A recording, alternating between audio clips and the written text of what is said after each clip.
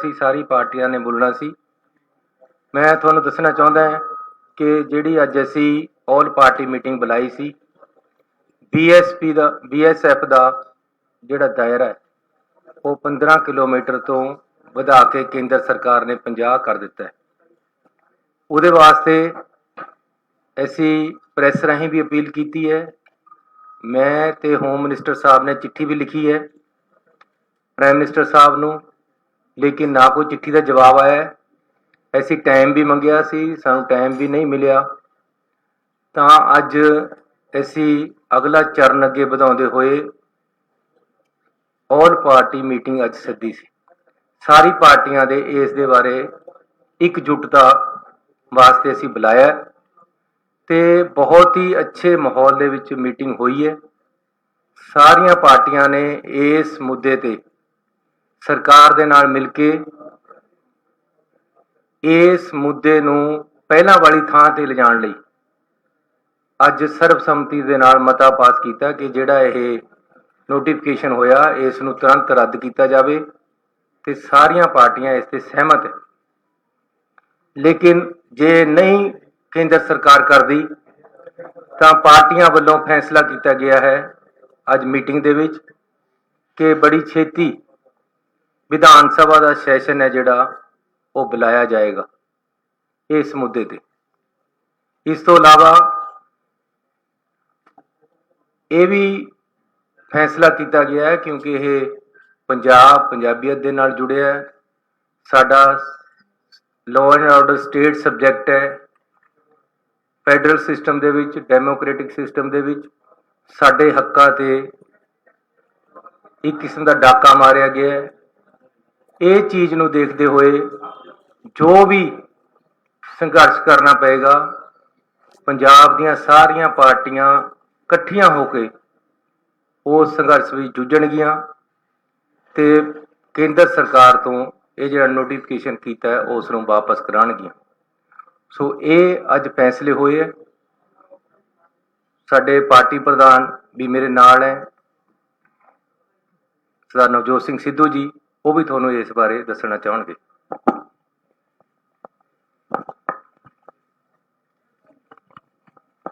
थोड़ा जिहा लंबा बोलूंगा साहब, थोड़ा खैर मकदम। कोई भी काज अगर ये देखना होवे चंगा या मंदा है तो इंटेंट देखी दी है तो मंशा देखी दी है। मंशा बड़ी साफ है। सेंटर ना सिर्फ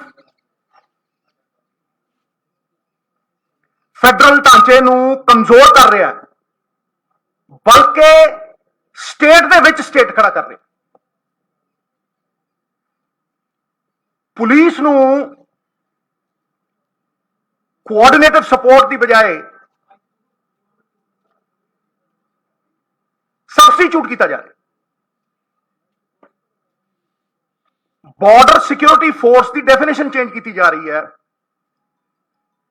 बॉर्डर 5 किलोमीटर हो सकता है, 7 किलोमीटर हो सकता है, ट्रैवर्स नहीं कह रहा मैं सीधा इदा, लेकिन सूबे के 50 किलोमीटर अंदर किहड़ा बॉर्डर हुंदा? अपने निजी स्वार्थों की पूर्ति के लिए यह सारा कुछ किया जा रहा है। इट्स अ पोलिटिकल गेम, यह पोलिटिकल मूव है।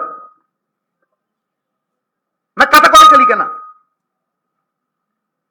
क्यों कहना?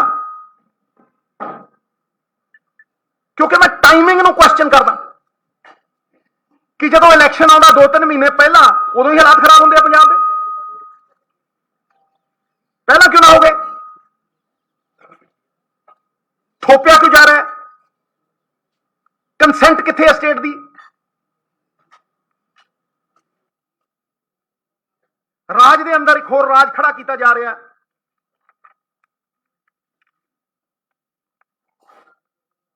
और इंस्टीट्यूशनस नूं अपने पोलिटिकल मोटिव्स के लिए यूज किया जा रहा है। सीबीआई होवे चाहे ईडी होवे, किन्ने एमएलए के उत्ते नोटिस ने, मुख्यमंत्रियों तक नूं नचाया कठपुतलियां बना के, कई जय चंद खड़े करते जिन्होंने सूबा गिरवी धरता। ਚਾਹੇ ਉਹਨਾਂ ਦੇ ਸਨ ਇਨ ਲੋ ਸੀ, ਚਾਹੇ ਉਹ ਆਪ ਸੀ, ਬਾਹਾਂ ਮਰੋੜੀਆਂ, ਸੂਬੇ ਦੇ ਹੱਕ ਗਿਰਵੀ ਧਰਤੇ। ਕੌਣ ਕਹਿੰਦਾ ਪ੍ਰੈਜ਼ੀਡੈਂਟ ਰੂਲ ਨਹੀਂ ਲੱਗਿਆ ਜੀ? ਅੱਧਾ ਸੂਬਾ ਤੁਸੀਂ ਸਬਜੂਗੇਟ ਕਰਤਾ। ਜਦੋਂ ਅਸੀਂ ਬਾਈ ਇਲੈਕਸ਼ਨ ਦੇਖਦੇ ਹੁੰਦੇ ਉਹ ਕਹਿੰਦੇ ਬਾਈ ਇਲੈਕਸ਼ਨ ਨਹੀਂ ਹੈ ਜੀ, ਇਹ ਤਾਂ ਪੁਲਿਸ ਐਕਸ਼ਨ ਹੈ। ਤੇ ਕੌਣ ਰੋਕੂਗਾ ਇਹਨਾਂ ਨੂੰ? ਵੇਖੋ ਵੈਸਟ ਬੰਗਾਲ ਚ ਕੀ ਹੋਇਆ। ਵੈਸਟ ਬੰਗਾਲ ਦੇ ਵਿੱਚ ਮੈਂ ਤੁਹਾਨੂੰ ਕੈਟਾਗੋਰੀਕਲੀ ਦੱਸ ਰਿਹਾ, 240 ਕੇਸਿਸ ਨੇ accusing the BSF of extrajudicial torture, 60 cases ਨੇ of extrajudicial execution, खत्म, मारते।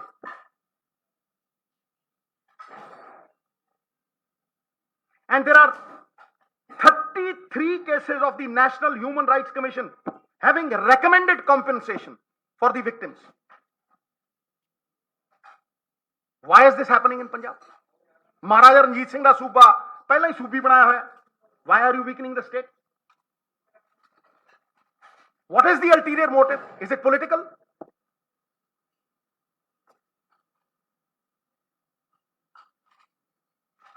साहब भावें खेती कानून होण ते भावें ये BSF वाली गल होवे, law and order is a state subject. देखो क्लॉज 1 दे विच देखो, order is peace, safeguarding people, tranquillity. It is a state subject. उथे कानूना च जड़वरती सूबे की 60% किसानों के उत्ते वर्चस्व,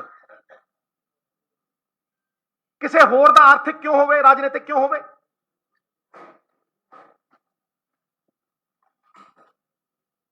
मैं कैटेगोरिकली कहना that there is no official explanation given till now by the government of India। क्यों लाया? केड़ी ऑफिशियल एक्सप्लेनेशन है? दस, tell me the reason why you did it। कोई नहीं है।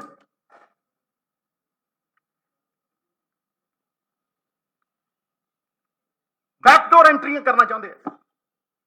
मैं पॉलिटिकल मूव इस करके कहना भी इन्हां दा वर्चस्व है नहीं पंजाब दे विच। There is an outrage, there is a public outrage. कोई वोट पा के राजी नहीं, सीट नहीं जितते, ते जिथे जितना नहीं उत्थे लॉ एंड ऑर्डर अस्त व्यस्त कर दो, सिचुएशन ऐसी खड़ी कर दो कि इलैक्शन नूं कंट्रोल कर लो। जिथे तुहाडे कोल कोई पॉलिटिकल सपोर्ट नहीं है, जिथे तुहानूं कोई वोट पा के राजी। Is this fair? ये डेमोक्रेटिक है? महाराज कोई लीलड़ियां कड्ढण की लोड़ नहीं, लड़ाई लड़नी पैनी, और कमजोरी की लड़ाई नहीं लड़ सकते।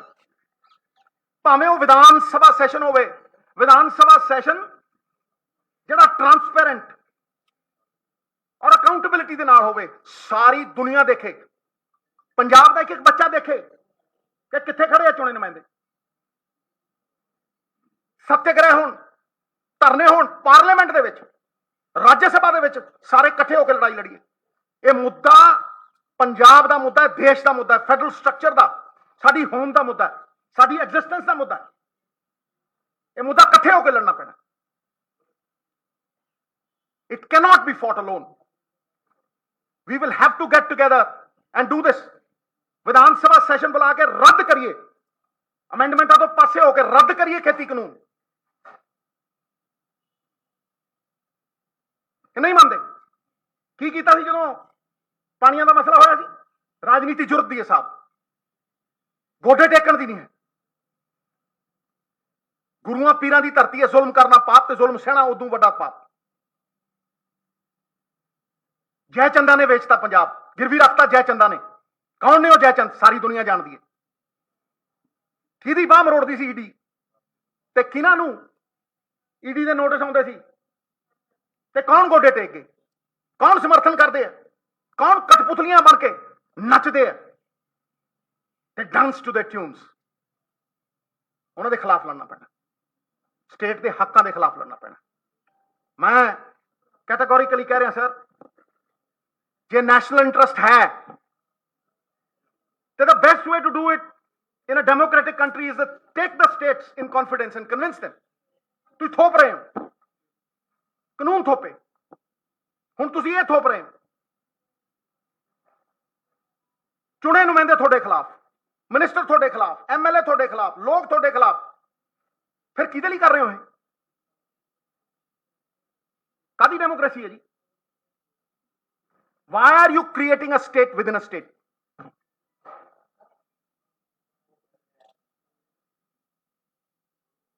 ਇਸ ਕਰਕੇ ਮੈਂ ਸਖਤ ਵਿਰੋਧ ਕਰਦਾ, ਪੁਰਜ਼ੋਰ ਵਿਰੋਧ ਕਰਦਾ sir. It's a battle for our existence. Politically motivated ਹੈ, ਘੋਰ ਨਿੰਦਿਆ ਕਰਦਾ।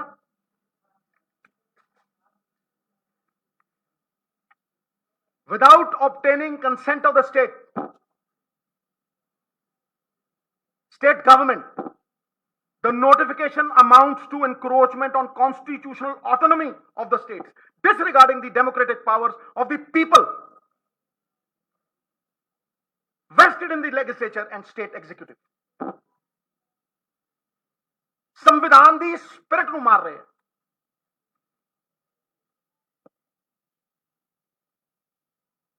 ਜਿਹੜੇ ਲੋਕ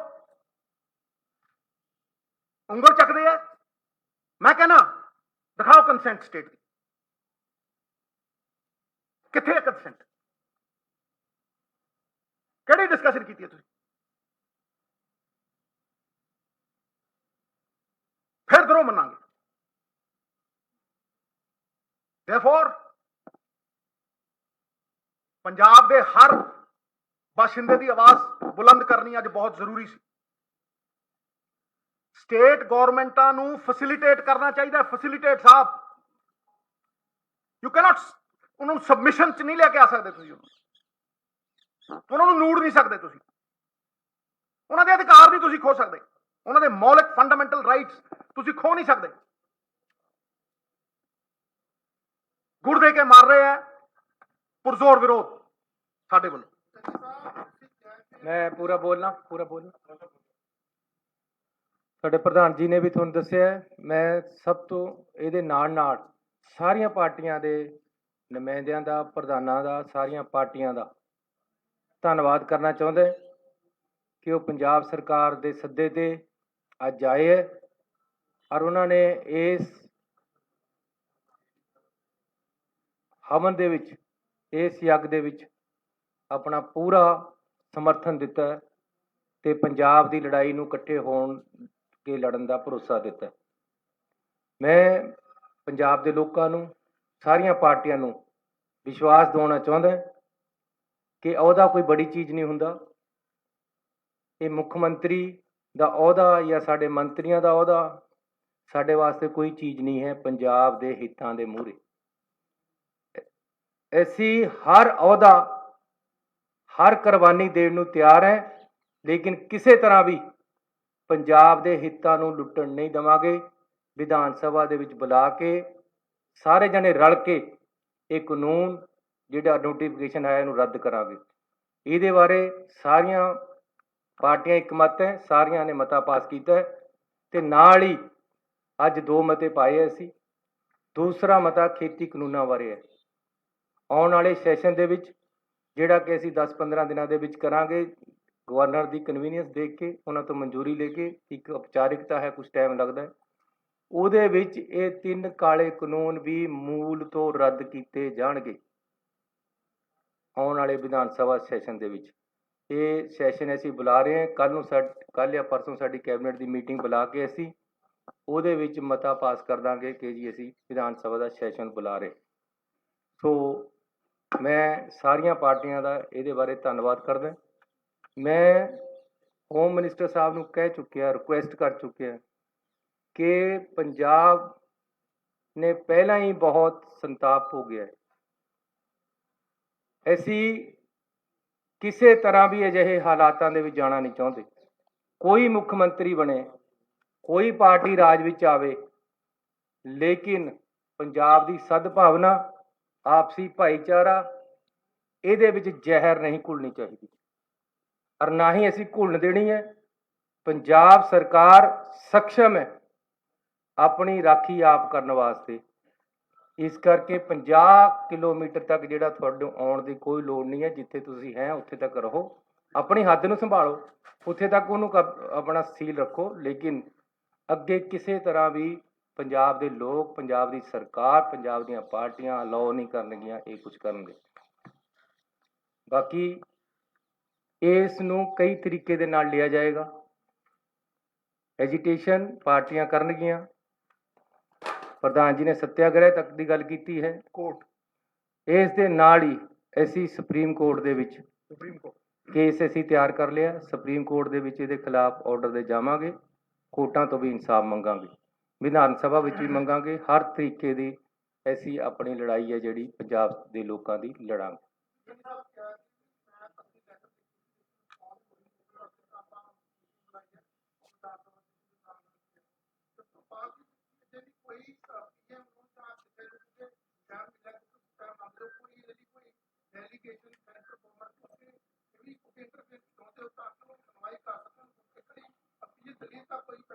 ਪਾਰਟੀ ਅਸੀਂ ਮੇਰੇ ਵੱਲੋਂ ਤੇ ਸਾਡੇ ਹੋਮ ਮਿਨਿਸਟਰ ਸਾਹਿਬ ਬੈਠੇ ਆ, ਇਹਨਾਂ ਵੱਲੋਂ ਚਿੱਠੀ ਲਿਖੀ ਜਾ ਚੁੱਕੀ। ਅਸੀਂ ਟਾਈਮ ਵੀ ਮੰਗਿਆ, ਟਾਈਮ ਨਹੀਂ ਦਿੱਤਾ।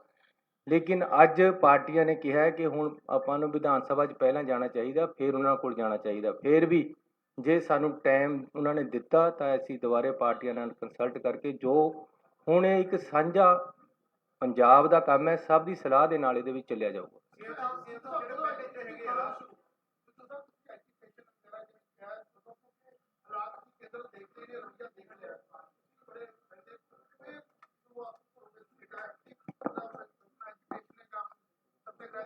देखो जी, ये सर्व पार्टी मीटिंग है। पार्टियां दे कंसेंसस के नाल ही ये एजिटेशन मिटी जाएगी जनाब। पहली गल। दूजी गल, असी कोई ऐसा प्रयास नहीं छड्डांगे जिहड़ा कि पंजाब के लोग सातों एक्सपैक्ट करते। Vidhan Sabha persuasive powers, it has got persuading power, law makers do that. ठीक है जी। ओ कोर्ट बंदा कॉन्स्टिट्यूशनल राइट्स ਲਈ ਕਿੱਥੇ ਜਾ ਕੇ ਦਸਤਕ ਦਿੰਦਾ ਹੈ, ਆਵਾਜ਼ ਚੁੱਕਦਾ ਜਦੋਂ ਮੁਨਸਿਫ ਕਾਤਲ ਹੋ ਜਾਣ। ਕਿੱਥੇ? ਕੋਰਟ 'ਚ। ਉਹ ਸੱਤਿਆਗ੍ਰਹਿ, ਧਰਨੇ। ਇੱਕ ਗੱਲ ਹੋਰ ਆਈ ਸੀ ਕਿ ਬੰਦ ਕਰੀਏ, ਲੇਕਿਨ ਉਹ ਅਸੀਂ ਲੋਕਾਂ ਨੂੰ ਕੋਈ ਤਕਲੀਫ ਨਹੀਂ ਦੇਣਾ ਚਾਹੁੰਦੇ। ਸਾਰਿਆਂ ਦਾ ਇਹ ਕੰਸੈਂਸਸ ਸੀਗਾ ਕਿ ਦਿੱਲੀ ਜਾ ਕੇ ਇਹ ਲੜਾਈ ਲੜਨੀ ਪੈਣੀ। ਪਾਰਲੀਮੈਂਟ 'ਚ ਲੜਾਂਗੇ, ਰਾਜ ਸਭਾ ਦੇ ਵਿੱਚ ਇਕੱਠੇ ਹੋਵਾਂਗੇ। ਜਿਹੜੀਆਂ ਪਾਰਟੀਆਂ ਸਹਿਯੋਗੀ ਬਣ ਸਕਦੀਆਂ ਨੇ, ਜਿਨ੍ਹਾਂ ਨਾਲ ਧੱਕਾ ਹੋਵੇ, ਵੈਸਟ ਬੰਗਾਲ ਕਲੀਅਰ ਹੈ, ਉਹਨਾਂ ਨੇ ਲਿਖਤ ਸਮਰਥਨ ਦਿੱਤਾ। ਇਹੋ ਜਿਹੇ ਲੋਕਾਂ ਨੂੰ ਇਕੱਠੇ ਕਰਕੇ ਲੜਾਈ ਲੜਾਂ।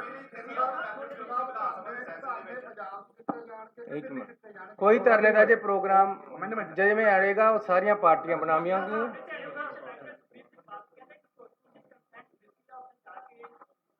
ਉਹ ਜੀ ਮੈਂ ਇਹ ਗੱਲ ਉਹਨਾਂ ਦੀ ਪਾਰਟੀ ਨੇ ਅੰਦਰ ਵੀ ਕਹੀ ਸੀ।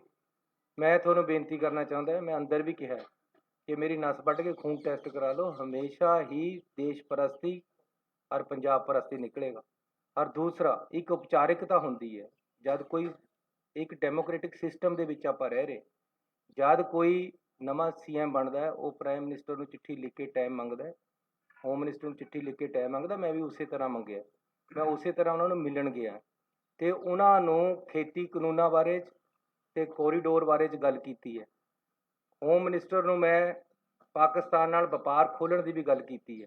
ਮੇਰਾ ਫਰਜ਼ ਬਣਦਾ ਸੀ ਕਿ ਮੈਂ ਉਹਨਾਂ ਨੂੰ ਕਹਾਂ ਕਿ ਜਿਹੜਾ ਬਾਰਡਰ ਹੈ ਉਸ ਤੋਂ ਕੋਈ ਵੀ ਨਸ਼ਾ ਅੰਦਰ ਨਹੀਂ ਆਉਣਾ ਚਾਹੀਦਾ। ਇਹ ਹੀ ਗੱਲਾਂ ਹੋਈਆਂ ਔਰ ਇਹ ਉਪਚਾਰਿਕਤਾ ਸੀ, ਇੱਕ ਮਿਲਣ ਜਾਣਾ ਜ਼ਰੂਰੀ ਸੀ। ਉਹਨੂੰ ਇਹ ਗੱਲ ਬਣਾਉਣੀ ਕਿ ਜੀ ਇਹ ਮਿਲਣ ਗਏ ਸੀ, ਯਾਰ ਇਹ ਤਾਂ ਇੱਕ ਡੈਮੋਕ੍ਰੈਟਿਕ ਸਿਸਟਮ ਦੇ ਵਿੱਚ ਮੇਰਾ ਫਰਜ਼ ਬਣਦਾ ਸੀ।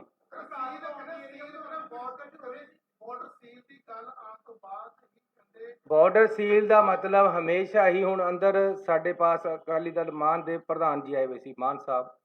ਉਹਨਾਂ ਨੇ ਕਿਹਾ ਕਿ ਮੈਂ ਕਈ ਵਾਰ ਚਿੱਠੀ ਲਿਖੀ ਹੈ ਕਿ ਬਾਰਡਰ ਨੂੰ ਸੀਲ ਕਰੋ, ਇੱਧਰ ਤੇ ਨਸ਼ਾ ਨਹੀਂ ਆਉਣਾ ਚਾਹੀਦਾ। ਕਿਆ ਗਲਤ ਗੱਲ ਹੈ ਜੇ ਕਹੀਏ ਕਿ ਜੀ ਉਧਰੋਂ ਜਦ ਉਹ BSF ਉੱਥੇ ਬੈਠੀ ਹੈ, ਉੱਥੇ ਤੇ ਨਸ਼ਾ ਆਉਂਦਾ, ਸਾਡੇ ਪੰਜਾਬ ਦਾ ਨੁਕਸਾਨ ਹੁੰਦਾ। ਇਹ ਮੈਨੂੰ ਕਹਿਣਾ ਮੇਰਾ ਫਰਜ਼ ਬਣਦਾ ਹੈ। ਉਹਨੂੰ ਗੱਲ ਨੂੰ ਕਿਸੇ ਤਰ੍ਹਾਂ ਹੋਰ ਮੇਰੇ ਤੋਂ ਇੱਕ ਮਹੀਨਾ ਪਹਿਲਾਂ ਜਾਂ 15 ਕੁ ਦਿਨ ਪਹਿਲਾਂ ਹੀ ਸੁਖਬੀਰ ਬਾਦਲ ਜੀ ਉਹਨਾਂ ਨੂੰ ਮਿਲੇ, ਹੋਮ ਮਿਨਿਸਟਰ ਨੂੰ। ਮੈਂ ਤਾਂ ਐਸ ਚੀਫ ਮਿਨਿਸਟਰ ਗਿਆ ਸੀ, ਉਹ ਕਿਹੜੀ ਕੈਪੈਸਿਟੀ 'ਚ ਗਏ ਸੀ, ਉਹ ਕਿਹੜੀ ਕਾਂਜੀ ਘੋਲ ਕੇ ਆਏ ਉੱਥੇ। ਉਹਨਾਂ ਨੇ ਕਿਆ ਕਰਿਆ ਯਾਰ, ਹੱਦ ਹੋ ਗਈ। ਕਿਆ ਉਹ ਦਿੱਲੀ ਦੀ ਐਸਜੀਪੀਸੀ ਵੋਟਾਂ ਦਾ ਸੌਦਾ ਕਰਨ ਗਏ ਸੀ ਕਿ ਪੰਜਾਬ ਦੀ ਅਸੀਲ ਵਧਾਉਣ ਗਏ ਸੀ? ਉਈਓ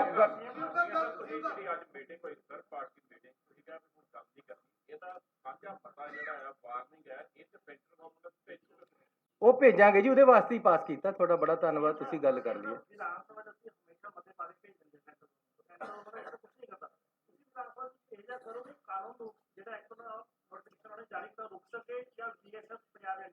ਰੱਦ ਕਰਾਂ ਜ਼ਰੂਰ ਕਰਾਂਗੇ, ਜ਼ਰੂਰ। ਬਹੁਤ ਧੰਨਵਾਦ ਤੁਹਾਡਾ ਸਾਰਿਆਂ ਦਾ, ਮਿਹਰਬਾਨੀ। ਨਹੀਂ ਲੱਗੂ ਹੁਣ। ਕੱਲੇ ਮਿਲਾਂਗੇ।